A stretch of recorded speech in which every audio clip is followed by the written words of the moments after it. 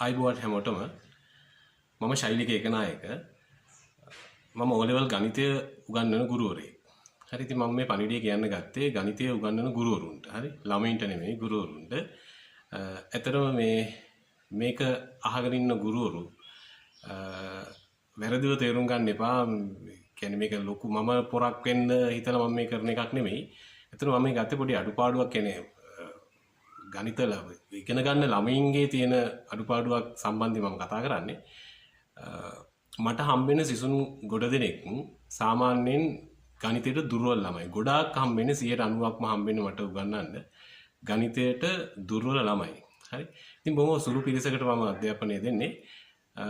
ඉතින් මේ ආයත් එක්ක ලඟ වෙලා කතා බහ කරනකොට මම දැක්ක එක දෙයක් තමයි මේ දැන් අපි ගත්තොත් O level සිලබස් එක තුල අපි දකින්න ලේසිම විෂය තමයි ගණිතය. හරි. ඒ කියන්නේ ගණිත උගන්වන ගුරුවරු එක දන්නවා.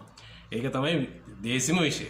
හරි. ඉතින් අපිට මේ විෂය අමාරු කරගෙන විභාග අනිත් විෂයන් පවා අවුල් යන ළමයි ගොඩක් ඉන්නවා. හරි. විශේෂයෙන් මට හම්බෙලා තියෙනවා විභාගෙට O level ලියන්න යන්න අකමැති අය හම්බෙලා ඉන්නේ. ගණිතේ බැරි නිසා O level exam එකට යන්න බෑ කියන ළමයි හම්බෙලා තියෙනවා. හරි. ඉතින් මේකට හේතුව බලනකොට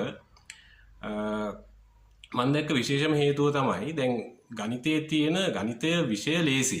ඉතාලම ලේසි. උදාහරණයක් ගත්තොත් ඇත්තටම ගත්තොත් පොඩි සිලබස් එකක් තියෙන්නේ. හරි. චූටි සිලබස් එකක් තියෙන්නේ. මේ සිලබස් එක අවුරුදු 6 වසරේ ඉඳන් උගන්වනවා. වීඩියෝ ප්‍රකාශන 6 වසර 7 වසර 8 වසර ඔය විෂයන් අවුරුදු ටිකේම උගන්වනවා. හරි. එකම දේ ගොඩක් දුරට උගන්වන්න ඉදෙනවා. හරි. ඉතින් මෙච්චර පොඩි සිලබස් එකක් ළමයින්ට මෙච්චර අමාරු මොකද? හරි.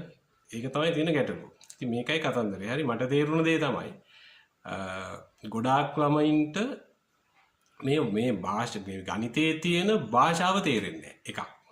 හරි. ප්‍රධානම දේ ඒක භාෂාව තේරෙන්නේ නැහැ. හරි. දැන් උදාහරණයක් ගන්නකො දැන් අපි නිර්මාණවලදී උගන්වනවා අචල ලක්ෂයකට සමදුරින් පිහිටිපතය.